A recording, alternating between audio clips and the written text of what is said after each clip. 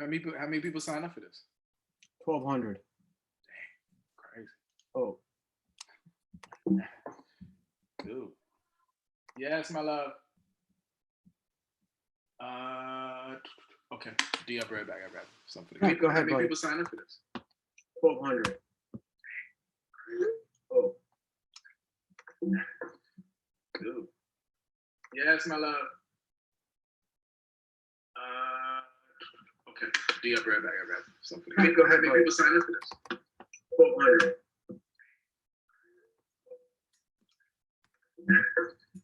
Dude.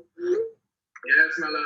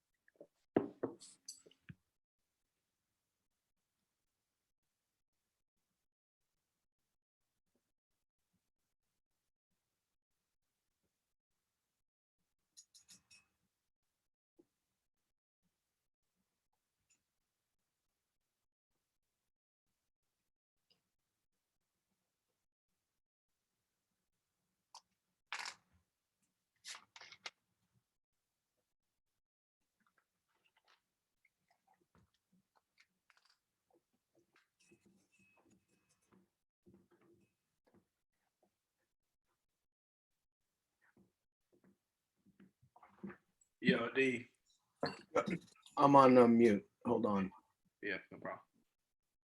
Oh, what's up? Can you hear me? Yeah, I can hear you. Oh, I thought I was on mute. What's up? I can hear you. Yo, there's this thing. There's this thing I want to talk to you and Darius about because I'm trying to draw all these parallels of like history and what you guys did. And there's this whole thing for me about like all these stories about men who had unfulfilled journeys. Like they tried to do something which was like, valiant, but they ultimately ended up not really achieving what they wanted to achieve. They never found empire. You know what I mean? They didn't find it anyway because it was already there. But the quest to do that was, we get it, but they never fulfilled the total narrative. Mm-hmm. I'm curious about. I'm curious. I want to ask you guys about this whole thing about what you want to get out of the journey and what you end up not getting versus what you gain and what you end up not gaining. You know what I mean? The lessons learned. You know what I'm saying? Yeah. I don't know why, man. I don't know why. I just feel like you all out there making that film just is so. It just seems so when you were making it, it was mythological for me. You know what I mean? Like I just could only imagine. So I don't know. Maybe I'm making stuff up, but I feel like it's just in general, in your practice anyway. This seems like this might be the embodiment of like the danger, the cost, the lack of money, the story to be told, the people that went to make it, like what you got out of it, what you learned, and then what you unlearned, and then what you put forward that you weren't able to achieve. Yeah, I mean, a lot of it is the parallels of filmmaking, right? It's like how many times do we strive to make something? That's it. For so many reasons we can't. And when you're making a movie that has so many inherent physical obstacles, any way to make it, that experience is magnified. That's it. Because and it becomes its own little journey about man versus nature in a certain way. It's like, so many, you start with so many grandiose ideas of how you'd want to tell a story visually, and you realize, okay, we're kind of at the beck and call of what nature will give us, and how do we play within those goalposts. That's it. Yeah, Mm-hmm. man. Yeah. Just throwing that out there. That's good. Okay, so I think Maria's about to get the YouTube link so that YouTube will get hot ahead of the other thing. Okay.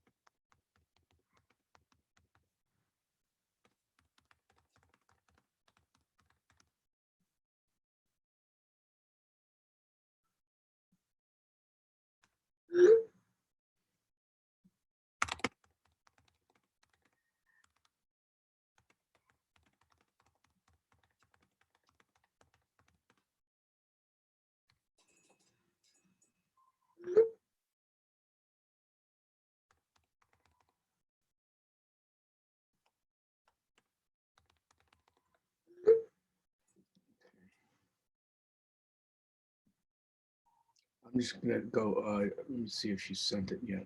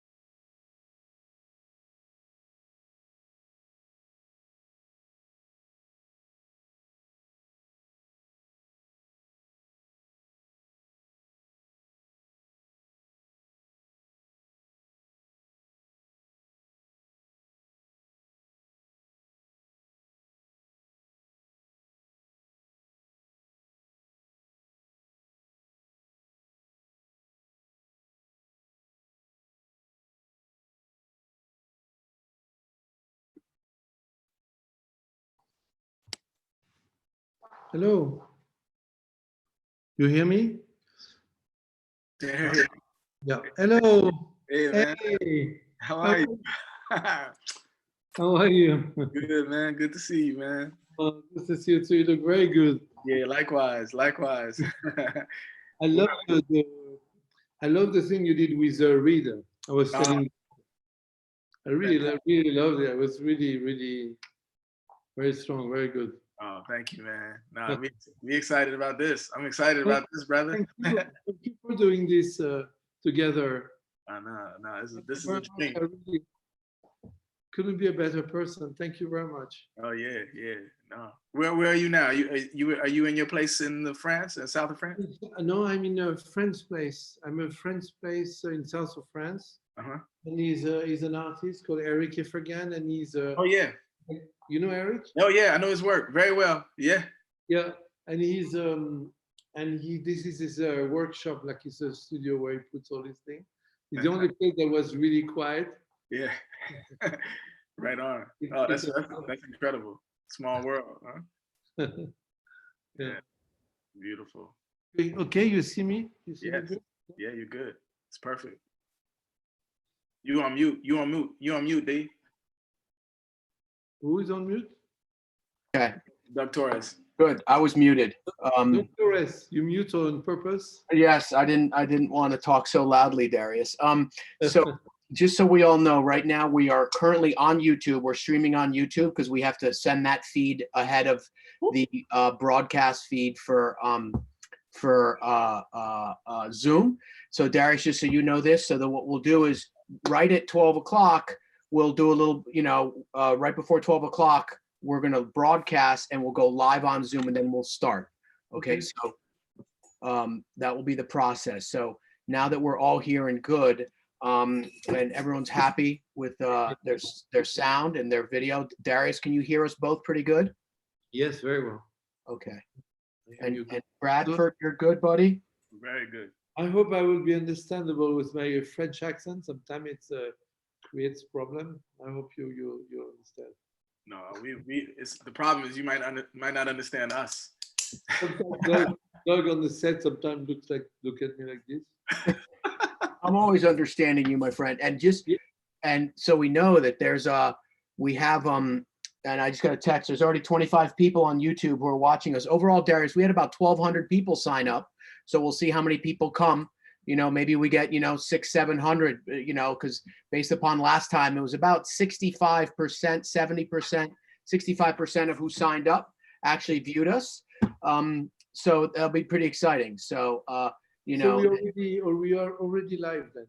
We're already live on YouTube, which would just be a couple of people who are just streaming it. They click in the YouTube link, but on Zoom, we'll go live at 12, and that's when we officially start. So right now, this is just kind of a little bit of a tech test and, just kind of like unofficial, before we launch it. I want to see Brad too. Brad. Yeah. A long time. I remember when I met you. It was so nice. It's incredible. My wife even remembers that day. That was insane. Yeah, yeah, she remembers. That was such a I really remember it. The surprise. The surprise. Yeah. We were looking for each other.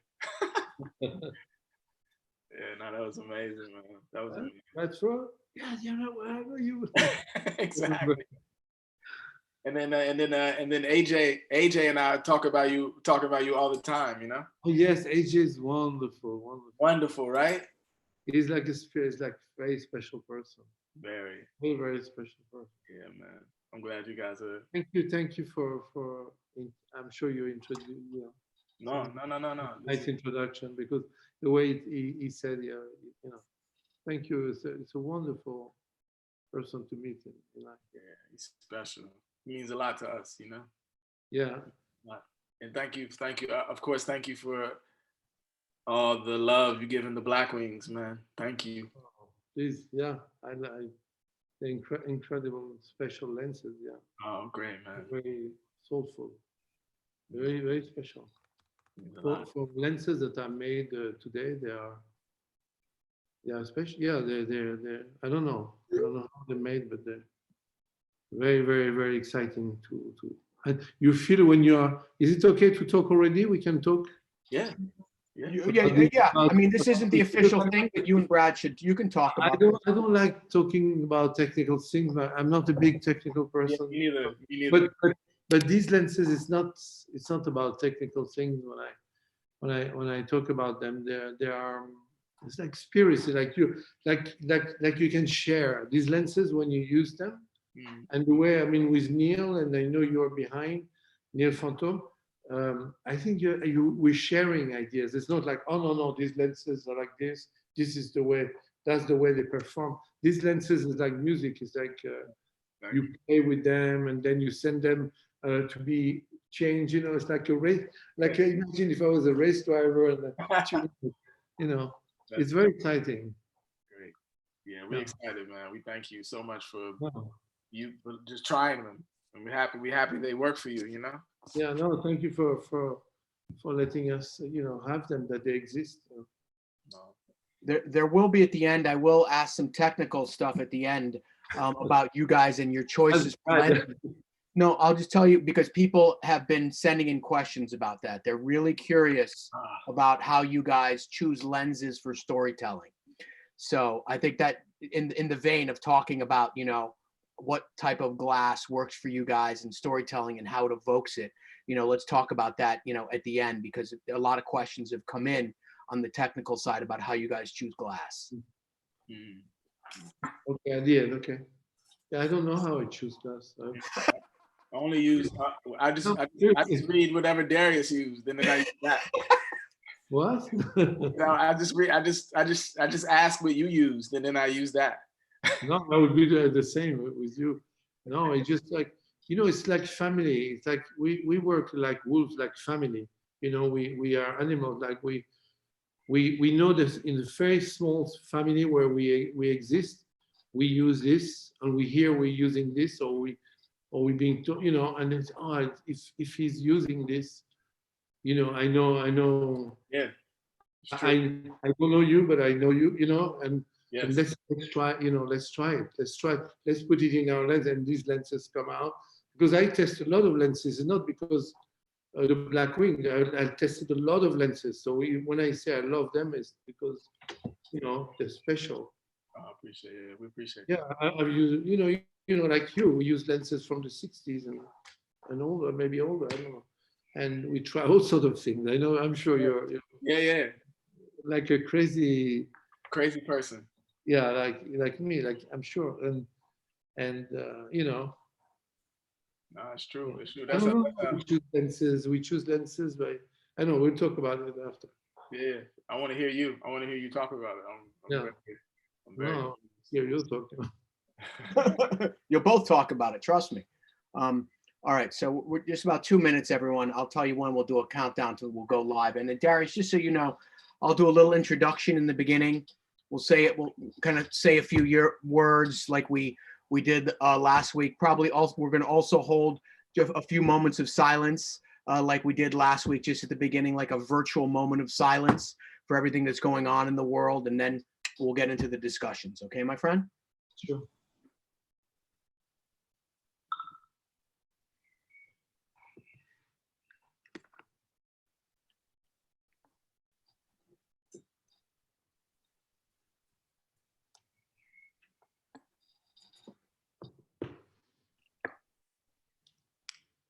We're already in silence mode.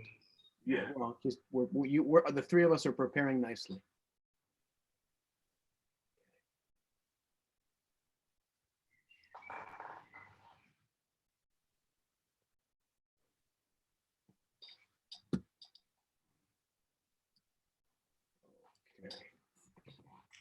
I want to see you guys. Yeah. You see us, right, Darius? You see all three of us? I see you very well, yeah. Great, good. Okay. I see Brad, I haven't seen, and Doug I haven't seen for so many time. So I pin on the thing here, pin video. Now I see Brad on big screen. And now I see Doug on big screen. Oh, you're changing your view mode, yeah? Yeah. No, just to see you in big. I see you. So how does it go? The video? It turns like this by itself when you talk. Now you're taught when I can put it like this so that when the person's talking, you see that, or I can leave it like this so it's everybody, right? Okay. You see it everybody now, right? I see Okay. small boxes. Yeah. Yeah. Okay, so here we go. So guys, we're gonna go live now. It's 12 o'clock. All right, so okay, ready? 3, 2, 1. Here we go. All right, everyone. Once again, thank you. I want to thank everyone for showing up. This is our second film roundtable in inside a week. So we're really trying to get these conversations happening. And we thank everyone out there in the virtual world who keeps coming to see these wonderful guests that we have on. Once again, just to let everyone know, this will be recorded and it will be in the vault at our Film Roundtable website. So if you want to go back and look at anything that was discussed, or if you want to let friends know about the conversation, please make sure you go to Film Roundtable and sign up, and you'll get registration information for the vault so that you can always come back and check out all of these interesting conversations that we're starting to have more and more of. We're trying to get, a few a week as we get down into it. Before we get too deep today, we have Bradford Young once again, and we've invited my good friend, Mr. Darius Khondji, to be here for the conversation. So I want to give us a little virtual clap to my two friends out there. I know everybody watching is clapping for all of them. Now, before we get into our discussion, like we did last week, we'd like to take a moment of silence here for everyone to remember that, the idea of the respect for the people who have passed away from COVID that's going worldwide. Currently, 472,000 people worldwide have died. This is up almost 40,000 since we spoke last week. So this is not something that's slowing down. This is something that just continues to trudge through. So we need to keep our minds on it. As much as, people think it's over and done with, it's not. We're still in the first phase of this thing, and people are still succumbing to the disease. So please, everybody, let's be mindful and let's be careful out there. We also, because such a time of social, events is occurring around this, just like last time, we'd like to honor all of our Black and Brown brothers and sisters, as well as our First Nation brothers and sisters whose lives have been taken by the hands of police brutality and senseless acts of violence, not only here in the United States, but all around the world. So, this is something that people are taking to the streets, and this still continues, and people's voices must be heard. So for all of this right there, let's just all take a moment of in silence, okay, in the virtual world. All right.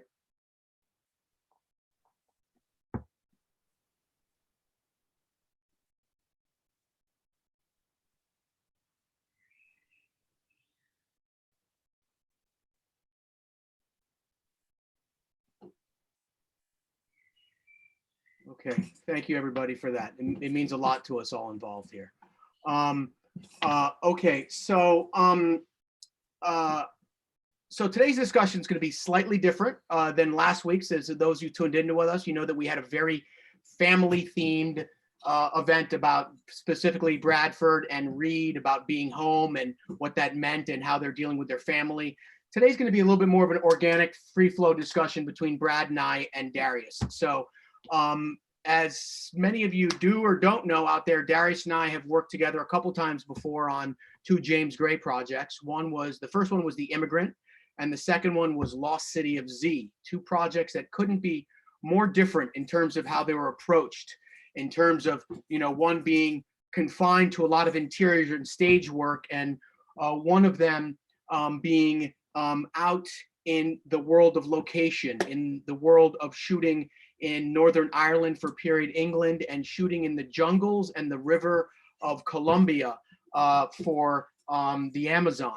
One of the things Darius and I, and Bradford and I were talking about before, is the idea of the difficulties of location shooting, right? Bradford, this is something you're very curious about, right? Why don't you ask us a couple of things and we can kind of get into a little back and forth about it. Put me on the spot. That's right. Put me on the spot, bro. No, I just want to say, Darius, thank you for giving us your time. I know you're with your family. I know you're with your family in France, and you guys are together, and we hope everyone is well. And, we just also, I know that many of us who are watching now or watching or listening, just want to say thank you for being a total inspiration for us, man. For, you know, since I was 17, since I was 18, we've been uttering your name, and we really appreciate your contribution, not just as a filmmaker, but as an artist. You know, when we say your name, we're not just mentioning the name of a great cinematographer, we're mentioning the name of a great artist. And I think there's a difference between the two. And I think it's worth mentioning that, and really, hopefully something we can talk about in our in our conversation. Hold on one second. Something's coming up on my screen. Thank you, Brad. Thank you, Brad. Likewise, I could say the same words. Now you're the new inspiration. I really mean it. Oh no. I remember the day we met, and we really, as you remember, it was very quick meeting like Very this quick. in New York, and you had only shot maybe one or one film or two. I had seen one film only. Mhm. It was just incredible. Yeah. No. Very vivid. Yeah, thank you, man. Thank you for coming back to do this with us. Yeah, no, it's a pleasure. I mean, the day we met, you know, was it's big when my wife recognized you before I saw you, because when you walked in, my back was to you, and my wife said, "Well," I said, "Oh, that looks like Darius Khondji." So that just shows you how much you're mentioned in my house and my practice, and I really thank you for that. Yeah, thank you. Yeah, I mean, I think I have a lot of things I want to ask you guys. I mean, specifically you and Doug, because both of you guys I consider to be artists who I really admire. And I know that you guys work really hard on your own projects separate from one another, but I know you guys have worked on some really challenging projects. And, you know, I consider James Gray to be one of the best American filmmakers living. You know, he's really inspired me in many ways. And I mean, not necessarily the film itself I was excited to see, but I was more intrigued in the process. And I think this is one of those instances where the process itself initially was more exciting to me than the actual result. You know, I assumed that it would come out beautiful. The white man's burden to find the empire that preceded himself. You know, it is the classic story about man versus nature. It is Kurtz. It is the Heart of Darkness. You know, and we keep these stories sort of permeate history, and they never stop being interesting. The thing that I'm interested in is that I think the filmmaking journey has a lot of parallels to those journeys. You know, I remember Francis Ford Coppola said, the film director is the last bastion of dictatorship. You know, it's like the film director embodies that, and you know, we often follow film directors into irrational but very inspired spaces to tell stories. And so I'm just curious to just hear you guys have a conversation about, you know, what that looks like, not just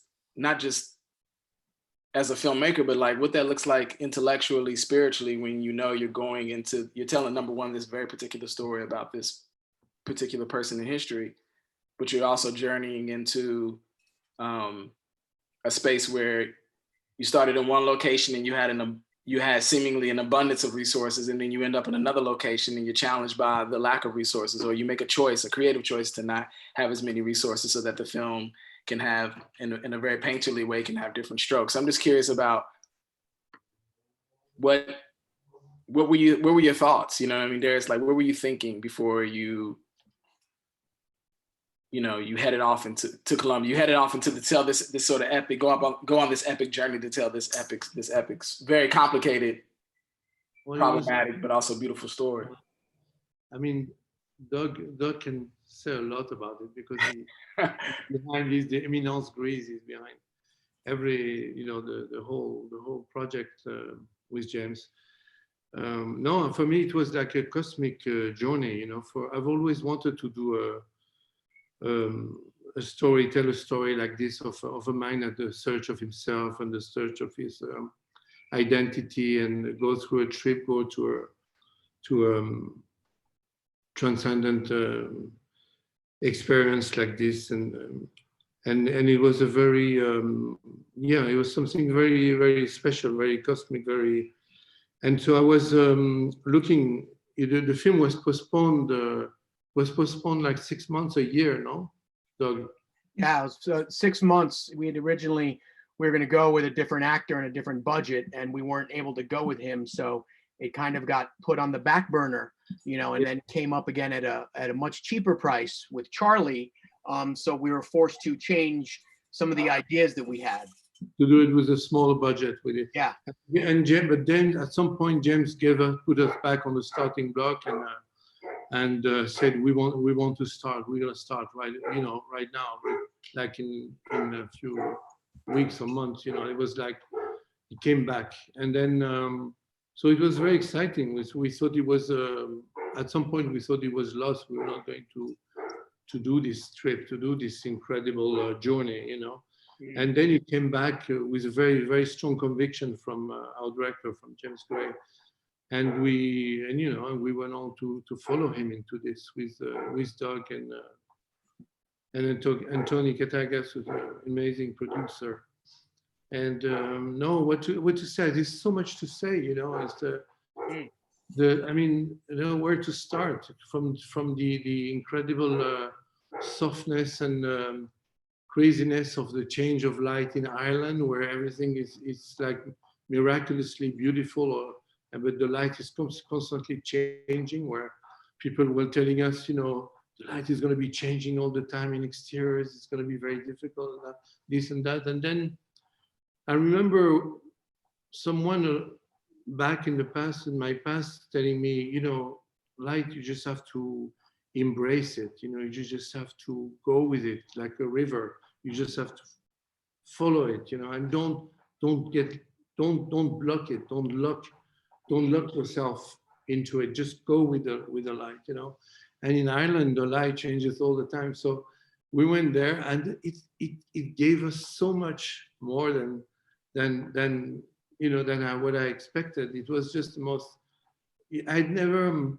I rarely had the chance to photograph a movie with like mythical, incredible experience, lighting experience, and in daylight with the sun and the variation of the sun, So this was my first experience, and Ireland was just incredible. And then from that miraculous, sweet light, incredible light, we went into this trip in the jungle in Colombia. So it was an incredible journey in light, and incredible journey in your head also, because you always, Doug would say it better than me, but we were hearing about what was going on in Colombia, in the difficulty, and then Doug, you were in there, right? You were in there ahead of time. Yeah, I went there ahead to scout the locations to pick this spot that we were going to go to, because I had scouted for 2 weeks all over Colombia and found a lot of different places, but we realized we had to shoot in only one spot. So because of the amount of time, we had about 30 shooting days in Colombia to do that portion of the movie. And, it was very bare bones how we were shooting there equipment wise. I mean, we had only a couple of sets that were built, a couple of the villages, but everything we did on the river and in the jungle was, I am proud to say that I forced Mr. Khondji. I said, we're not going to be able to have lights. We have to shoot. And he thought I was joking for a lot of it. And I said, no, but I think Darius is an absolute painter when it comes to smoke and how to deal with atmosphere and heavy amounts of atmosphere on the river and in the jungle, use that as his lighting motif and his lighting technique. And we did everything we could between Darius and I to be inside the jungle when the light was really bad, and then come out of the jungle was so thick that by about 2 p.m. it was almost nighttime inside the jungle. So we would start in the jungle for the most part, and then try and work our way to the river as the light got a little bit lower, as a general rule of thumb. And David Rodham, incredible artist, is I call him a smoke artist. He's really an artist. He's such an incredible filmmaker. He was our special effects supervisor, on the film. Right. He was the one who was doing all the special effects for us on the film. But on a film like this, the special effects you know how it is, Brad, is intimately linked. If the person is great and behaves like a filmmaker, then he becomes intimately linked with the cinematography, you know, with the storytelling. So he was there in the valley and everywhere in the distance, almost all by himself with very, very little help. Few people were helping him, but he was like and then he was doing everything. I mean, we would have never been able to have that look without him. Don't you think, Doug? Yeah, it was very important. It was crucial, you know, in terms of, you know, the aesthetic and the type of look that we created was to be able to use that smoke. And it was literally, you know, he would deep into the woods laying layers of smoke, and then also, you know, have a couple of, you know, we had several fishing boats, about 8 or 10 fishing boats, which is what our equipment would load into. And David had, you know, 1 or 2 of these where he had smokers on them, and he would just zip up and down the river laying a base level of smoke onto the river for Darius, you know, and it'd be like, no, we can't, oh, smoke's right, let's shoot. So it was always this, you know, it was a very interesting, I mean, you know, as I remember that, it was very interesting, and it was a very important tool for Darius. And yeah, but it's great to be able to talk to Brad about this thing, because I know it goes in depth in you, and you know so well already all this, and it resonates in a different way. But in a way, when I think about our work, it makes me think of something when I hear Doug, is that the cinematography of it's linked. It's the first cinematographer in a way is a director. Sometimes a director. I mean, I've been lucky, but cinematographer is James Gray. Create the mood, you know what I mean? But it only exists when you have Doug, when you have James, Anthony, you know, this person, and our incredible gaffer that was with me all the time, with giving all his heart, Franz Vedering, you know, there are people like, and you know, and my camera operator, I remember my camera operator was amazing, Berto. The people that give themselves with, you know, like children. They all with people. What I love in filmmaking, it's a process of children. I remember a key grip once telling me when I was young, when I was started, that it's like us playing with, or he was a director maybe. It's like playing with Lego. You know, we have tools that we can play. We can play like children, and it was our heart. We were like children too. We open the big eyes, and we want to discover the world and make movies, which is we've always dreamed to do. Few of us have this conviction in us, and we have this belief, and we're like kids, you know. And when I say kids, we have our heart was pure, you know. And the movie was made a bit like this, don't you think, Doug? Very much so. It was one of these, you know, we throw around the term labor of love loosely, but it was truly a labor of love. Yes. Let me ask you if you feel like that's, because I think that's a really interesting analogy. It's one of those films that strikes me that, you know, you walk in, and it's so true, Darius. Like I kind of duly noted that, like, you know, when you're making films, you ultimately are children. There's no way you can render the sort of spiritual connection, cosmology of a film if you don't go in as a child. If you go in as a totally realized adult, you're never going to get cinema. You know, cinema is from the perspective of a child. I think I'm curious to see, like, if you feel like you go in as a child, and I guess specifically with something like Lost City of Z, because it seems to me that the film is about a hardened process and a rites of passage, right? And it's about a generational responsibility. A man's dream is passed on to the next generation. How flawed or how you interpret it is still a beautiful transmission of responsibility.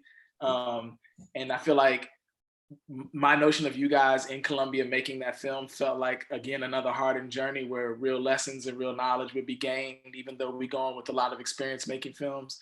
Every film is different, and you come out with a different kind of knowledge.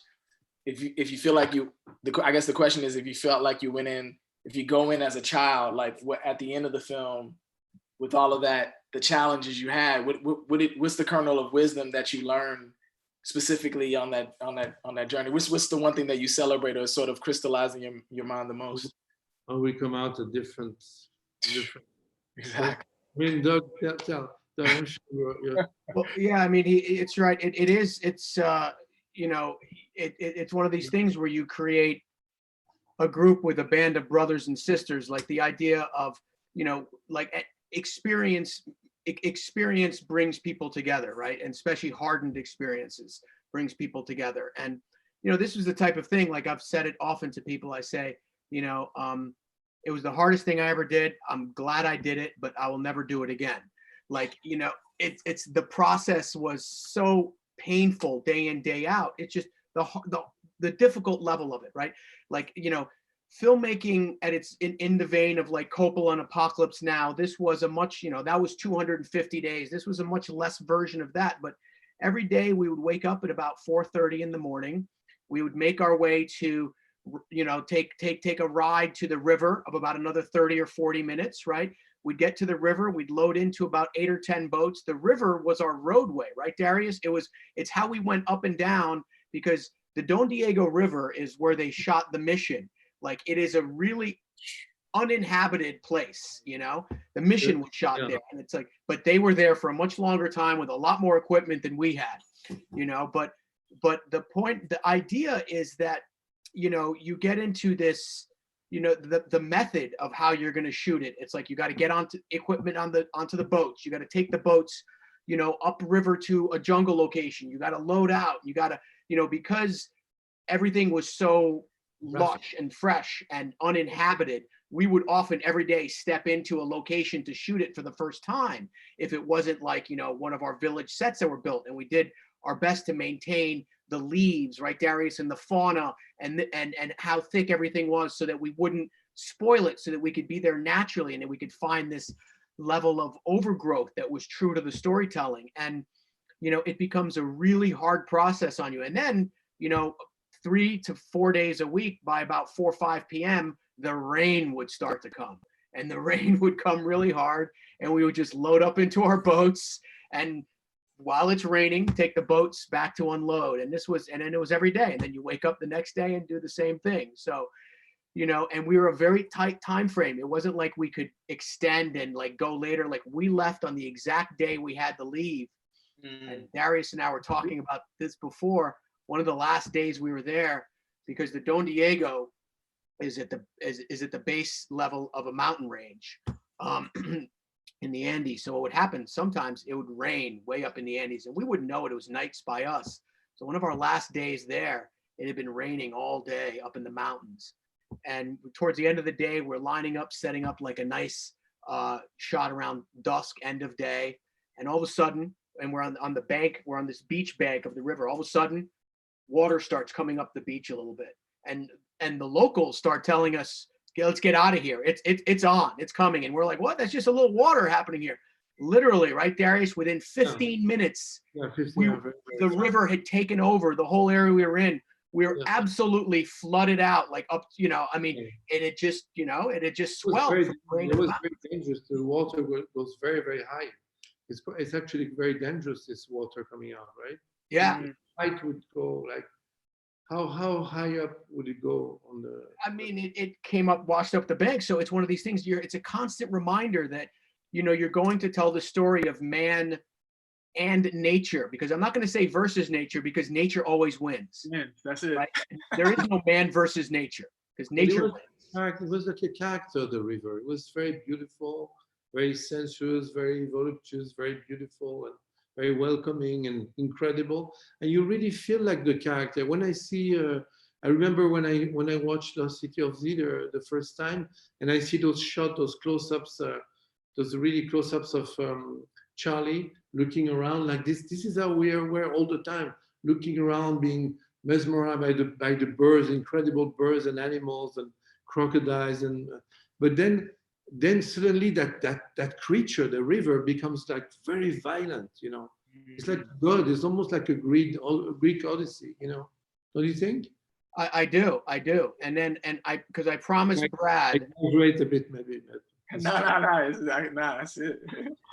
I wanted, just, and not to make too much more of it, we can do this quickly, but Darius, I came across some photos of us that I wanted to share, because I thought it could be interesting, if I can get this working properly. Okay, let's see here. Yeah. Okay, you guys see this? Oh yeah. Okay, so this is, we're talking about the just at the simple level, right? There's nothing fancy.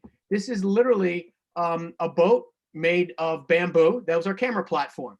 And this is how we would be adjacent to other actors to kind of shoot their coverage, you know? And this is like, you know, how we'd be going down the river. We'd have a little flotilla.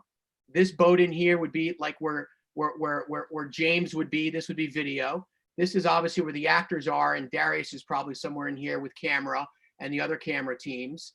But it's like, it's, you know, it's literally, and then we would literally have to move, you know, the picture rafts up and down the river with another boat, you know, and then start shooting, and always have to kind of be cognizant of the level of water and the current, you know, just to understand. But, you know, this is not a ton of stuff. This is a photo I love.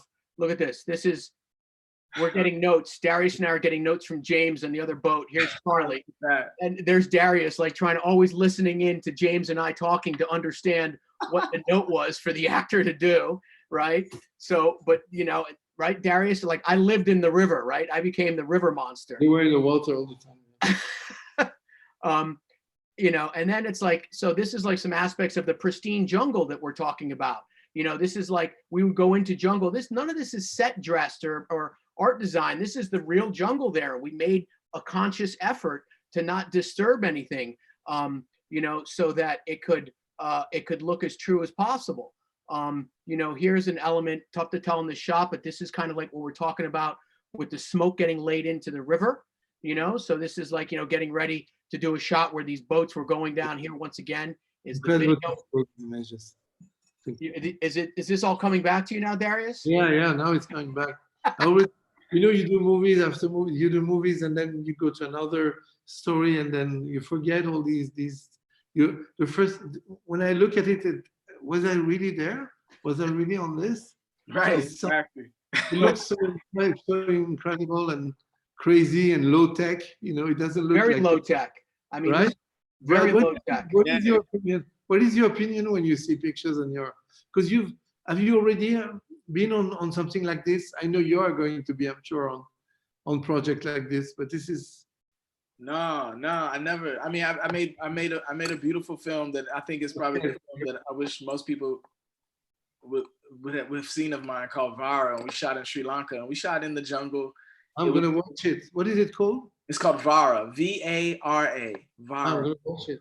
Yeah, and we had similar challenges. It was the story didn't require us to go through this kind of rites of passage, because it was about two young people living in this environment and trying to pursue a forbidden love affair. But it posed a lot of challenges, you know, like I'm from the city, so taking myself into that environment, a lush jungle like that place that I'd never been before, with all of the sitting in rice paddies and these red bugs, saying, everybody say, okay, don't let that bug bite you, because if it bites you, you'll die. But still trying to get the shot. You know that there's that insect, there's that snake that's gonna kill you, but you still need to get the shot. Or like, you know, here, just watching you guys having as much available light as you had, using fire as the light. You know, we had all of that, but it wasn't to this extent, because the story didn't call for me to do this. But no, I've never shot a film. That's why I'm so curious, because I think the thing that I always say in my head when I get real frustrated with films where I'm on the stage and, you know, I'm going lunches at a particular time and everything's worked out and everything's manicured.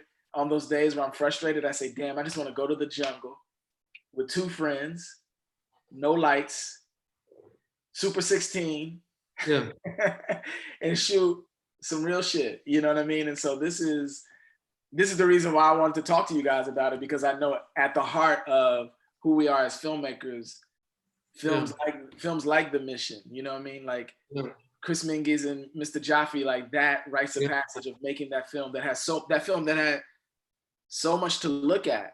Yeah. It also has so much to say. Like that film has so much to say. Like you get these opportunities, I think they rarely come for us. And when they come for us, we have to take them. And I just think they're incredible time, the time of The Mission, when Chris went to do The Mission. It must have been like crazy time. When was it?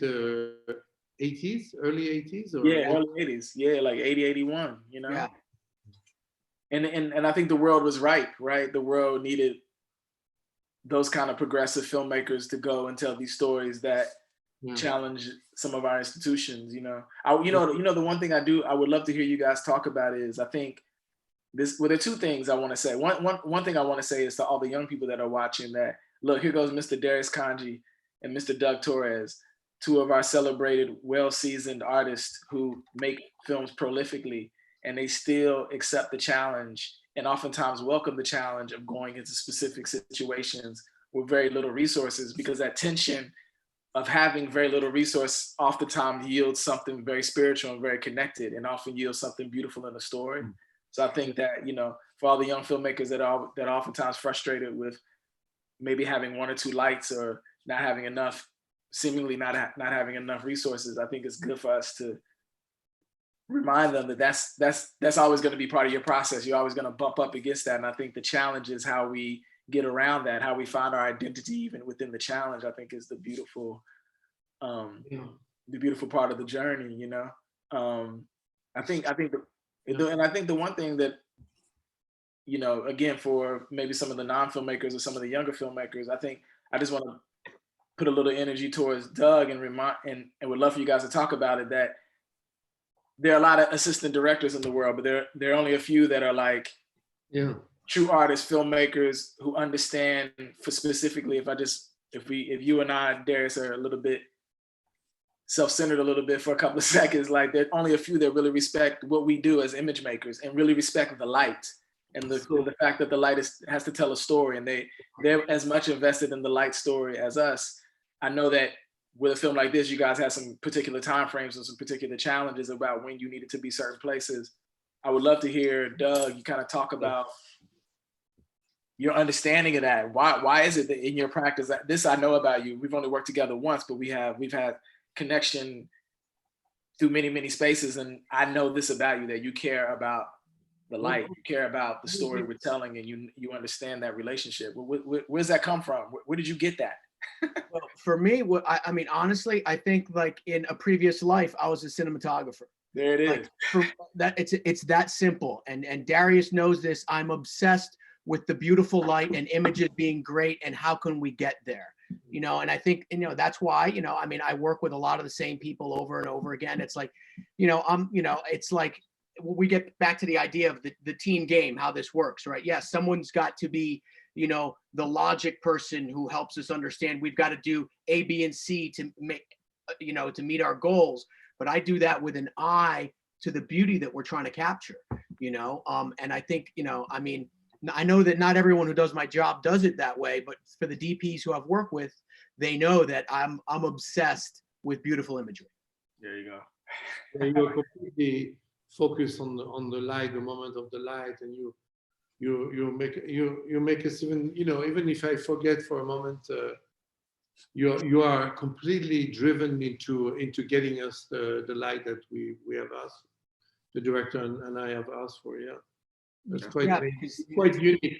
There are very, very few. It's not anymore AD. When for me, an assistant director, it goes so far beyond the work of an AD that I learned when I learned what an AD was. It just you and few other very, very unique, this perception.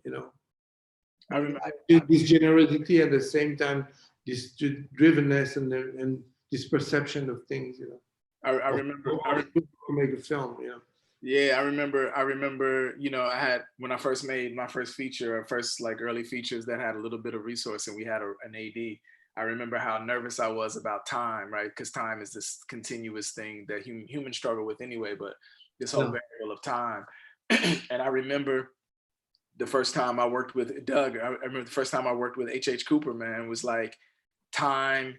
Oh, yeah, H.H. I knew time, right, Blueberry Nights. Our time was important, but time, I was not aware of time. You know what I mean? What I was aware of is that I needed to get something done, and it seemed like I guess what I'm trying to say is that the best ADs nurture.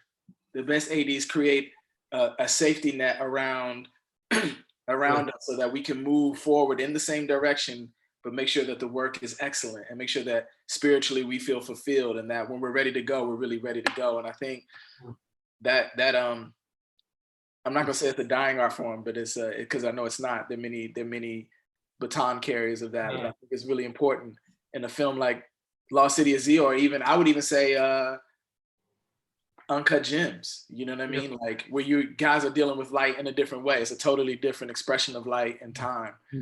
It's just beautiful to hear you guys. It's a completely different rhythm of time. Completely different rhythm, right? Different music, Uncut Gems and Lost City of Z, but no, but you it's so well said what you're saying, Brad, about the work of Doug and the work of these kind of sublime AD, the way they were do the work is very, very, very special. That's why I don't know how to call it, because AD is exactly the right expression. Sometimes I call it producer, like a director, like cinematographer, you know.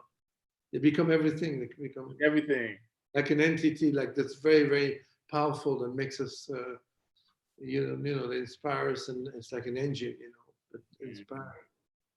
Well, that's some very kind words, gentlemen. And for me, as I said before, it's just all about the team, which I think is something we try and teach to young filmmakers, out there, that it's like if you have 3 people with amazing heart together to make a project, or 4 people, I mean, that's, you don't need a huge ensemble of things. You just have to have people who are passionate and want to work together to, accomplish something beautiful. Because, when you say teamwork, and I hear it, and it's a wonderful word and all that, I always feel, well, it's a nice things and all that. But it's these young people you're talking about, or less young, or whoever is listening to us, I think the team idea, this idea that I was telling recently about it, that it's not one person. The film is the texture of the film, the tapestry of the film is made of our flesh and blood and life and despair and happiness. And it's really a team. It's a group of people that make this. Okay, they're incredible directors, they're incredible people that make films, but it's really a team behind. That's why when sometimes the movies I brought down to the extreme of minimalism, which I respect, which I love, which is like Alain Cavalier in France, or Terrence Malick in the US, and I respect, and that's so wonderful. But at this moment where they lose something, which is the team, the teamwork, it's very important that we have few people that create. It doesn't need to be extremely a big number of people. It needs to be a teamwork, a team idea, a group of people working together. I really believe in that. Even with the greatest, more unique directors in the planet, and we've both had the chance to work with few of them, right? But the texture of the team behind is very, very important. So it's not just words. People who are listening to us, it's really important to know that it's not one person that has these ideas. It's made of. I was saying about my gaffer France, but it's all these, or David, or Doug. It's just this. We just have to find the right band. When we enlist for a film, when we decide, or the director wants to decide with you, and you want to work with it, you just have to gather a good crowd, a good crew around the project. It's not necessary. I know I'm not going to say something that's so nice, but it's not necessarily always the same crew. And being loyal is a great thing, but you have to be honest, and you have to be true. You have to tell your crew. I remember telling my crew, I was working with like really nice director, like easy to work with, and easier to work. And then I was moving on to work with a director that has a reputation of being very, very tough and very hard. So I explained, it was in France, it was a movie, 2 movies in France. And I told my crew that I loved so much, and I really wanted them to do my next movie. But I told them, I gathered them, and I told them, you really have to tell me if you want to do this next film. It's going to be very hard. It's going to be tough. It's going to be different rhythm, different texture, different kind of director. It's going to be as great a director, but a different and hard. and you have to know the crew is very important, you know. Don't you think? I mean, yeah, community. It's not community. necessarily always the same. Is every movie is a different story. So if you embark on a journey with a director, the crew has to really realize what they're putting on, even if they're the best crew, you know. Yeah, yeah. And we are like a band. We play together in tune. We improvise all together. We play incredible riff of guitar music. You know, it becomes incredible, but only if the crew believes in the project, in the director, the producer, the way it's going to be produced. Not only necessarily with a small production or a bigger production, but if we have this heart from the crew, we go. And again, it's the crew that the ship, you know.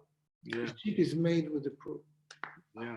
So it's not just words when I'm saying, when I hear, you know, teamwork, it's true. It's true. It's true. It's true. No, I think you said it before. There's a cosmology that has to be created, and it's not always transferable from one project to the next. You know, you're using a different, and the story, you know, the story determines the journey. I think there's a gaffer who I love to work with, who is a teacher and a friend, educator. His name's Christian Epps, and I wish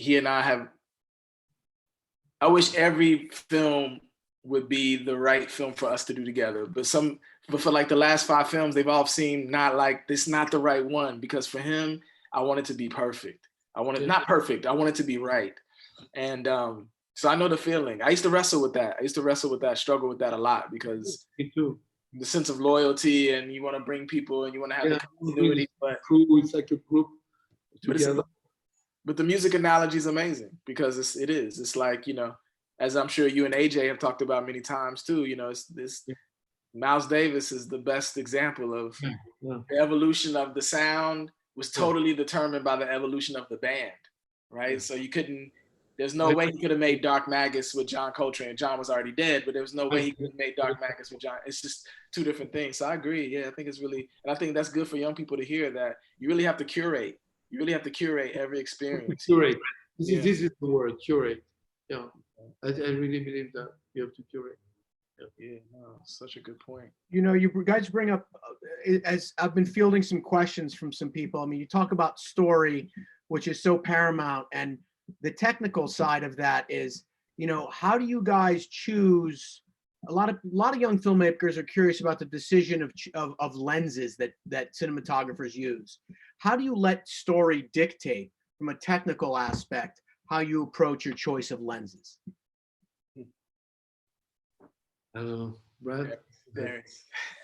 I just worked with Blackwing lenses, and I sold. No, I'm only half joking. No, I've always thought, you know, like the it's true. I read once, the lenses is like the eyes, you know, it's like the window of the soul. It's true. So the moment you think about it, it's the window of the soul. Is the image, is it's true that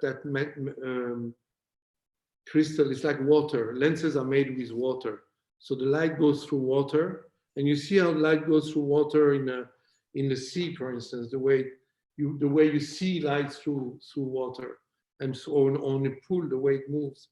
So everything goes through a lens. The lens is the most important thing. The lens, and where the light is touch the element, whether it's film, you know, or it's the sensitive, the capture, the sensor, you know. These are the 2 things, no? I mean, these are the 2 things. If we make a scheme, you know, it's like a schema. Is the light has to go through a glass, and then it touches a surface, and it remembers it, and this is us, this is our soul, this is how we see things. It's the retina of the eyes. Then we turn our face, and we have a memory of the leaves. I see the sun, I see through the leaves, and this is how we photograph it. So the lens is the most important thing. The lens is for me, lens is almost like sort of a religion. It's very, very religion. It's always silly to say this, but I don't know what silly things like this. But anyway, it's very important. So I always believe in old souls. So I always look for since I started, I like lenses that are not incredibly sharp and incredibly contrasty, and because I maybe because I don't see like this, or but I remember Jean Renoir talking about the tapestry of French, very old French tapestry, and how much he loved the texture of this tapestry, and how much it was an interview of Jean Renoir, this great French film director, by I think it was by Jacques Rivette, by another director. Yes. For Cinéaste de Notre Temps. And it was an amazing, amazing interview. I recommend all of you to watch it. It's on Cinéaste de Notre Temps. It was a documentary on French television in the 60s or 70s in black and white. And Jean Renoir was interviewed by Jacques Rivette in a little cafe near a park. Maybe it was in color. And he was telling about the tapestry, the old tapestry, and how much he hated all these.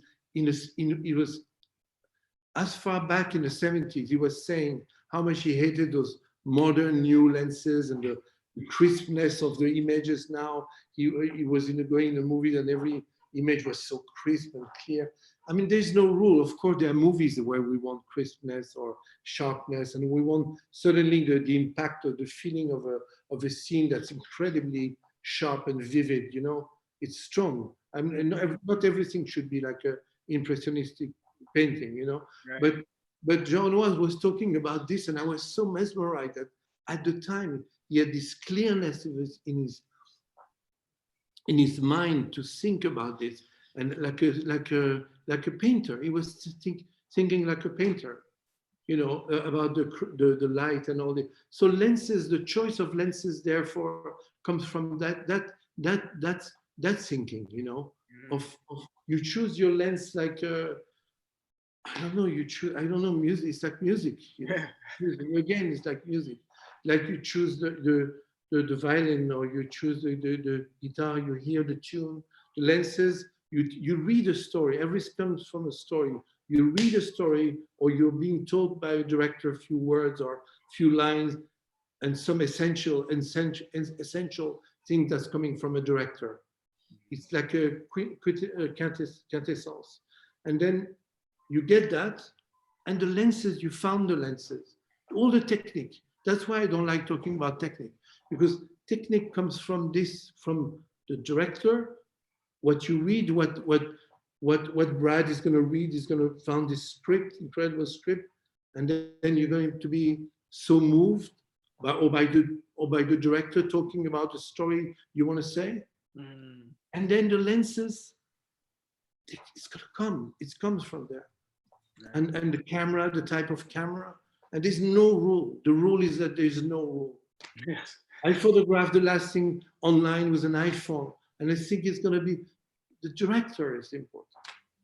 But the director asks you a crazy idea sometimes, or not crazy ideas. That's the technique. That's what creates everything.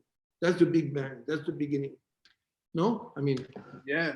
No, I agree. I think, you know, I don't really have much more to add, honestly. That's exactly my feeling, is that I do know one thing: without a lens, there would be no cinema, and so that sparks up many things in me, in my consciousness. And you know, without this, it doesn't have to be glass. It doesn't have to be glass housed in a mechanical device. We're talking, it could be a hole, it could be a pinhole. But I know the idea of optics, the idea of a prismatic reality, that's what makes cinema.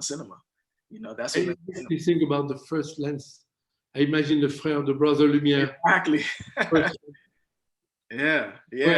Edison, you know. Yeah, exactly. The beginning. Always go back to the beginning, how it all started. Yeah. I don't know how to say. It's a long answer for no, but Brad, yeah. No, but I was gonna say, I think it's not. That's ultimately why we're here. I mean, I think the whole thing.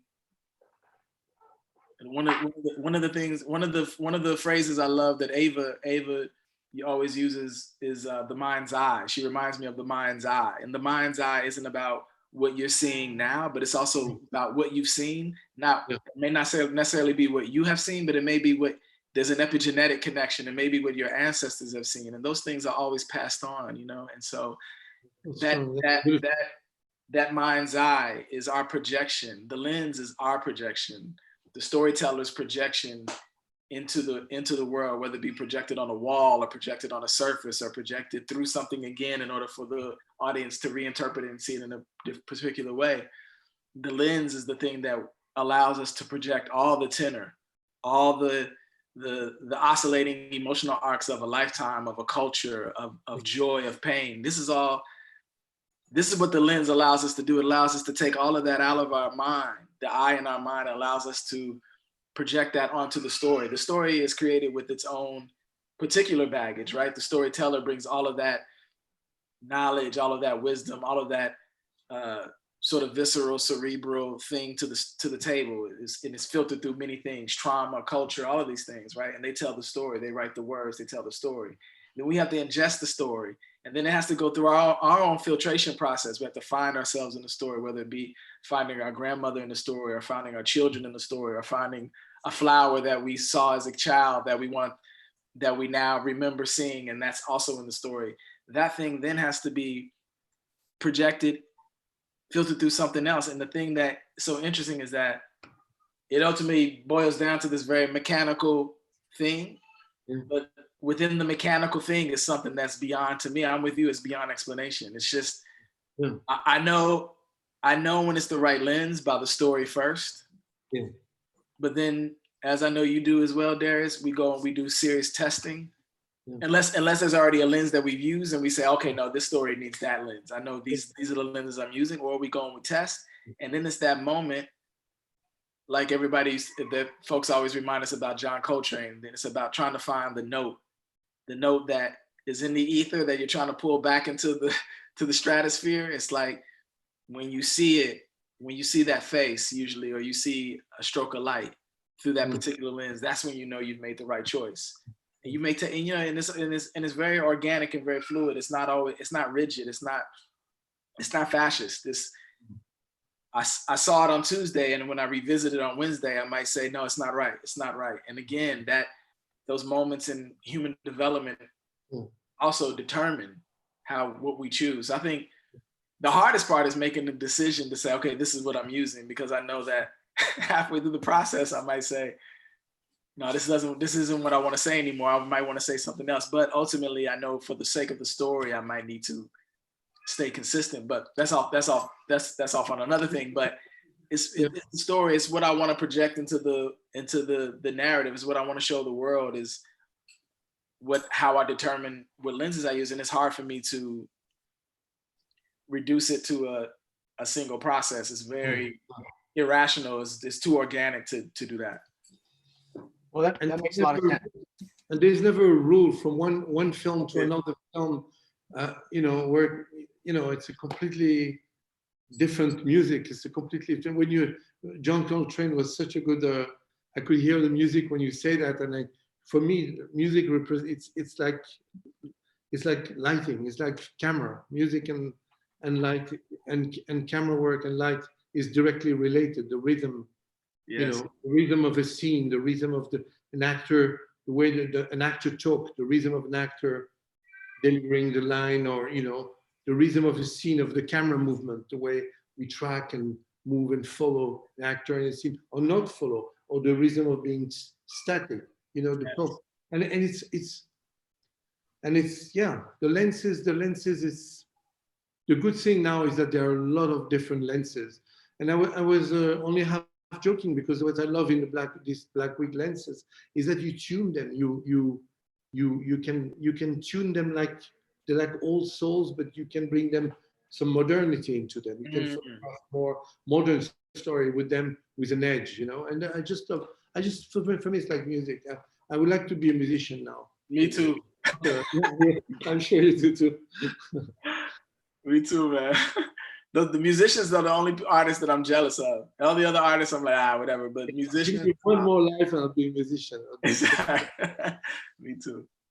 Me too. What instrument would you play? That's a good question. Piano, maybe? Piano? Yeah. Piano or guitar? Yeah. Piano is which one instrument would you play? Yeah, no, me, 10 years ago, I would have said the bass, but I've grown to really, really, over the last few years, really grow to love and be obsessed with the piano. Oh, piano. It's just something. Yeah, piano is limitless, no? Ubiquitous, exactly. It's just, it's crazy. The infinite potential of sound is insane. Yeah, with music, you can create the feeling of light with a tune, no? With an accord. Right. Yes. I mean, that's an amazing correlation. Always, it's gone back for the longest time, right? Music and moving pictures. The idea of music to images, this is something that's been the tandem of storytelling for a very long time. There's two ways that the two things go together to heighten the emotion, right? If you just looked at a visual that the artist was trying to tell you, your emotion would not go to the same place as music that accompanies that visual. Yeah. I've always found that, like, it's very, it's so important also from a filmmaking standpoint. When you see directors who consciously use no music, you become so hyper conscious of the images in the scene because there's no music to accompany it, because that's what the audience has become so used to, right? There's so much guide track to tell you how to feel emotionally to accompany the video, that when it isn't there, it's almost like extra spooky, extra strange, hyper concentration on the visual. Robert Bresson used it like this. You're in a scene, it's completely silent, and then there is a car coming, and the music is in the car. It's in the car, right? The car comes, and the music comes louder, and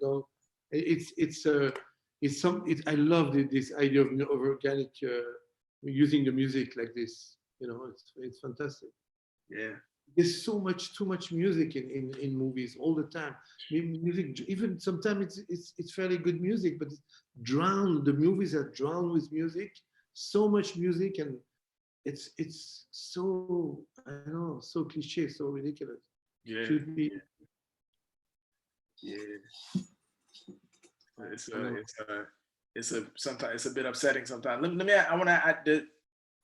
have a kind of a final question that I want to ask, which is, I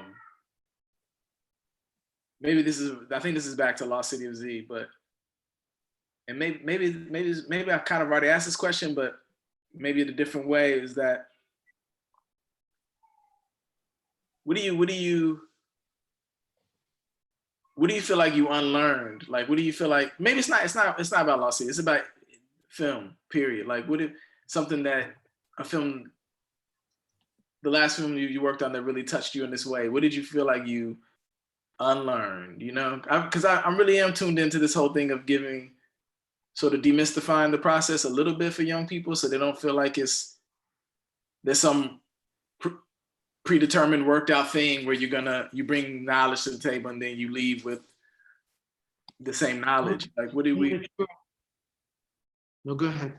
No. I was just gonna say, what do you feel like we? What's the thing that you feel like we give up? What's the thing that we feel like we give in the process that we should have no expectation on getting back?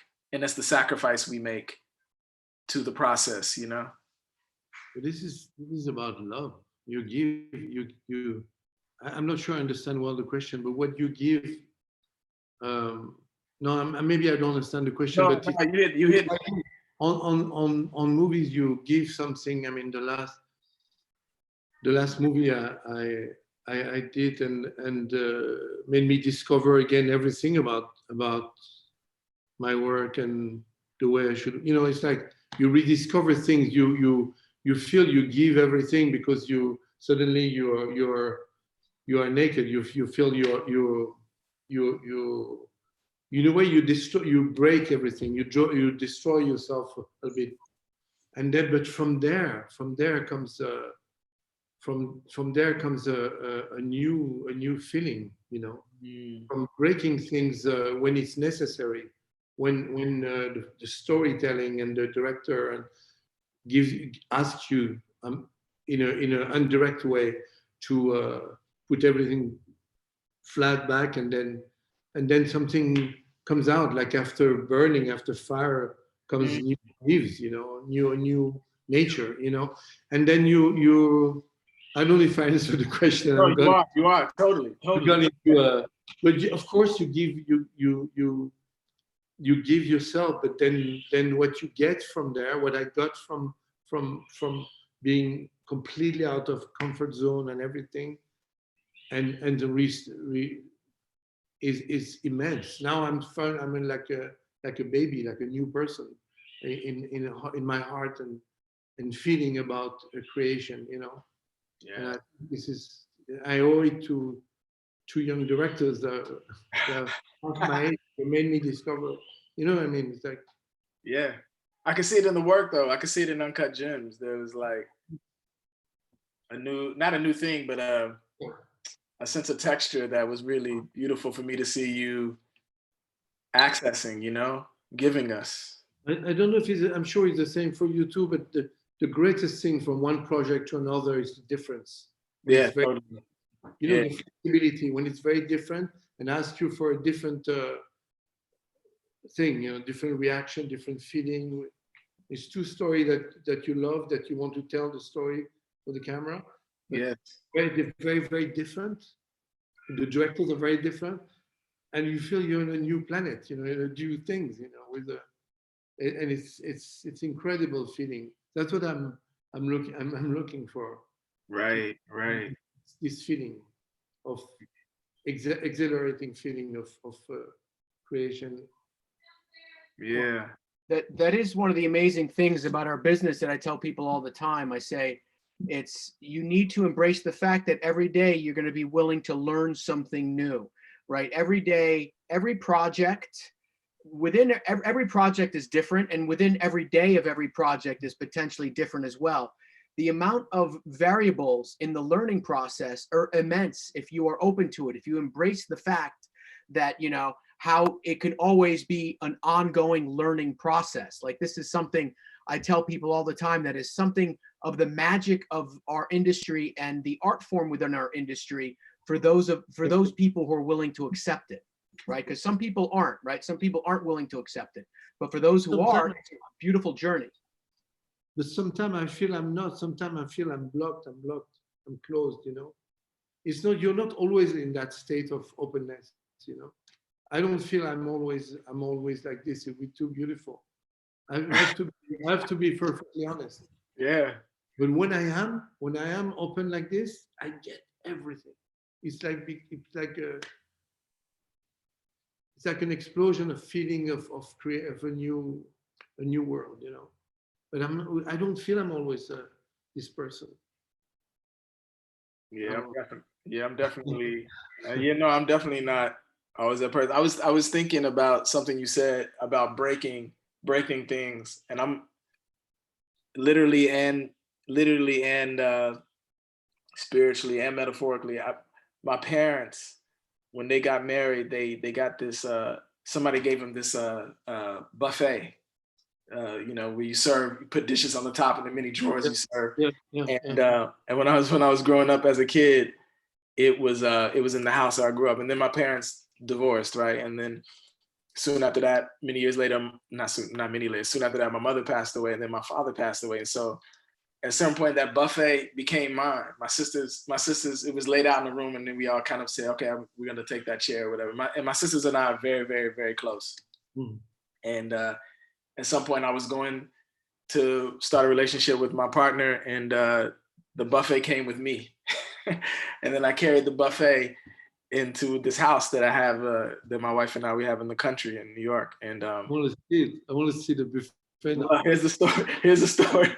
So, but that buffet, it expresses so much joy for me as a child, eating from that, things happening around that buffet, and the plates that were there. There was a smell in the buffet too that was incredible, that even till a little while ago would just bring up so many memories of my childhood. But it also kind of represented like the turbulent relationship, my parents' relationship. So I always had there's always a spiritual spirit in it that was unsettling. And then 2 years ago, I had to clean out my house upstate because we need to make room, and we were trying to redo the house. And then I got there, I was by myself, and I was cleaning up, and I looked at I needed to move it, and I needed to figure out where I was going to put it, but ultimately I wanted to get rid of it. And I called my sisters and I asked them, do you mind if I get rid of it? And they were both like, yes, let it go. Get rid of it. And I had a hammer, man. I had a hammer, and I just broke it to pieces. And it was I felt crazy doing it. It felt totally irrational, but it was what I needed to do to cosmically, spiritually restart a whole conversation for my kids, my boys, my daughter, you know what I mean, about love and relationship. That's And incredible. it also helped me exercise a whole pent up frustration I had about my parents' relationship. And high on the list, it was pragmatic because I couldn't put it anywhere. So I had to, I had to break it just to get it out of the way. And so I think that's kind of, you were saying love, and maybe love's not the right, but I think you're right, man. It's love. I think love is what we give up with nothing in return. And I think sometimes we have to break it. We have to break things. That's an incredible story, what you're saying about Deconstruct and reconstruct it to figure out where we go next, you know? Yeah. I think that's the beautiful part. I think that's where I received euphoria in the film journey is I used to, when I would make film, I used to want to go in, only a few films ago, you know, I would go in and I wanted to conquer an idea, visual idea. But I kind of don't go in with those expectations anymore. I really do want to like learn, you know, I want to be a better listener. I want to hear, and then I want to then start to feel what the idea visually, what the story is visually. Then I feel like that's become a better process for me, you know. Listening is everything, isn't it? It's everything, no? Listening. Yes. I agree. It's phenomenal. You guys have been able to share a huge wealth. I mean, it's, you know, I mean, these are part of the things that, you know, Brad and I always talk about, and Darius, you're doing, you know, you're helping us so well, is just demystifying the idea of like what, you know, the filmmakers who are out there. I mean, there's a generational progress to this, right? Darius, you had clearly people who influence you. Darius, you have been a major influence to cinematographers all over the world of Bradford's generation and more so. And Bradford, you, as much as, you know, you coyly don't want to admit it, are a major influence to a whole nother generation of filmmakers and DPs who are coming up. You know, so what's that? Brad is my inspiration. The intergenerational connection. Well, that's a bit like Darius was saying, learning all the time. I'm honest. I'm just saying very true. I mean, it's not, I'm sure you're not surprised, but you're my inspiration. No, I appreciate it. I look at work, when I see Arrival, when I watch Arrival, for me, it's an inspiring movie. I mean, the story is told and photographed with heart, you know, not with technical, only with technical things.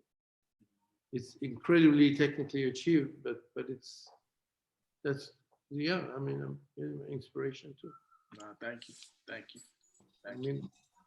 Yeah, I need another 2 hours to tell you how much you've inspired me, but Doug, sorry to cut you.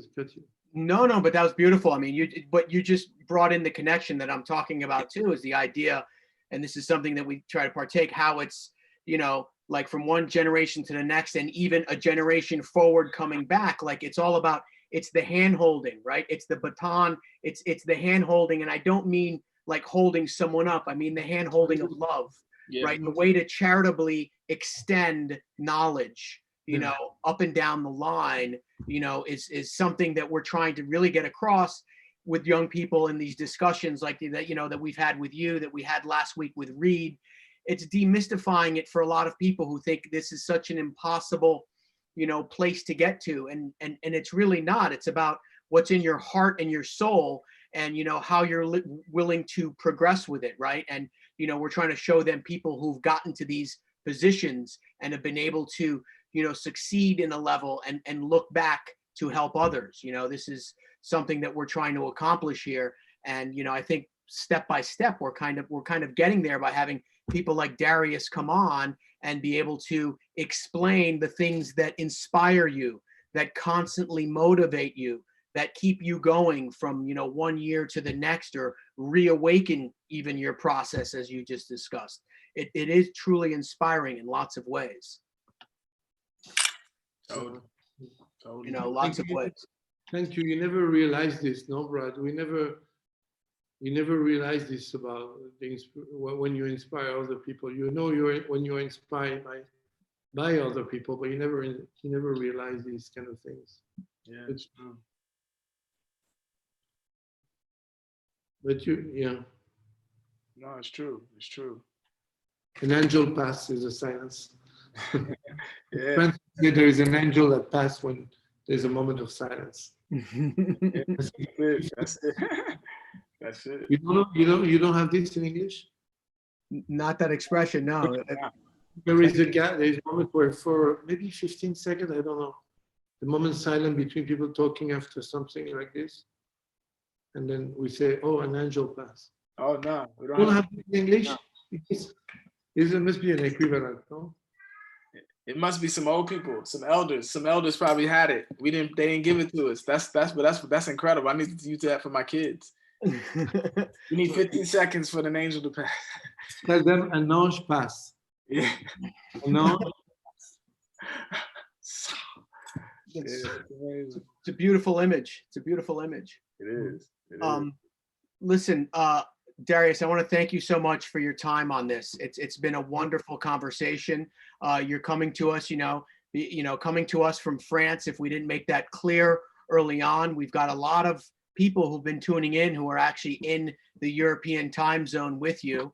And that's also the beauty, right, of these Zoom things, is the ability internationally to connect with people, like all around the world. Like, we realized that last week we had so many people come in, and so many people have been going back and looking at, the talk we had last week from around the world. These are really fans globally. I love that talk you had last week. I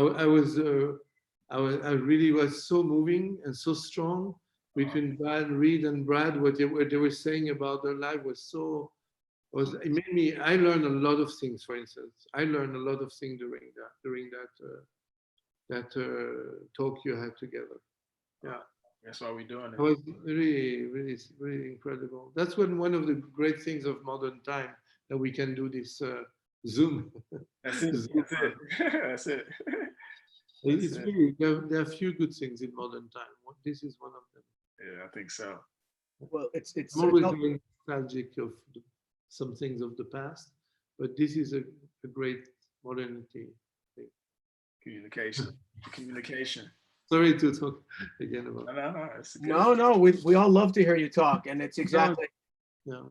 You have much to say to all of us. And this is partly what we had said. Last week when we started it, is that it never in our industry has there been a time when there's so many of us around together to talk about it right now, because so many of us are just sitting on the sidelines, waiting day by day. So there is one of the best ways we feel is to have these discussions, so people know how we're feeling, what we're thinking, and what brought us to projects in the past and how we did things. I think it's a wonderful thing, even here, to be able to come back and talk about a movie that Darius and I did over 5 years ago, and still be able to have some fresh memories and emotions about what it was like to do that, right? It's almost like talking about children in a way,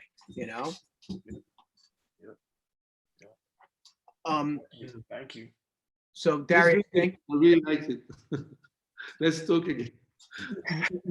Let's do another chat another time. Hey, I'm ready. We will do this again. We will do this again. And I do want to let everyone know out there who's listening that there is going to be we're going to have another roundtable on Friday, and Maria is going to be leading that one. And that's going to be interesting too, because we have a bunch of rising young cinematographers that are friends with Maria that she knows.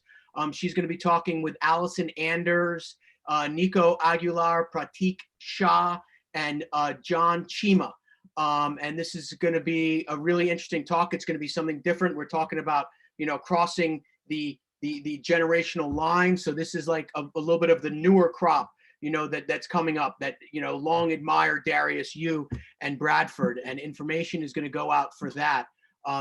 So please, you know, let's keep an ear out, and let's get tuned in with that. And we're going to really try and keep these coming, where we're going to have a couple of these discussions, you know, a week, just to kind of keep people interested in what we're thinking about, what we all want to talk about, you know. What will it be? What day will it be? It's going to be Friday, June 26th. Okay, great. Yeah, I'll personally send you some information. You want to see Yeah, Maria, absolutely. and just so you know, Maria's Rodrigo's daughter. She's our partner in this. Maria Prieto. She's going to be leading that group. So, you know, it'll be great to see her lead. Oh, that's wonderful. I'm going to watch her for a change. Rodrigo is so young, no? He has already a daughter that is an adult. That's beautiful. Yeah, yeah. Well, well, once again, Darius, thank you so much. Bradford, thank you so much. Yes, thank you. Great. I hope everyone out there enjoyed this. Cheers. Well done, my friends. Much love to all of you. Well, thank you for organizing this amazing talk. Well, once again, it's, you know, with Maria's help and Aaron and Matthew, you know, and Bradford's help, we keep these things going. So, you know, I'm glad you came. I will watch it for sure. Good. And we're going to get you on another one, Darius. That's a promise. All right. Okay. All right, my friend. Much love. Much love. Peace, y'all. Bye-bye. Yes, ciao, Darius. Thank you. Bye-bye. Bye.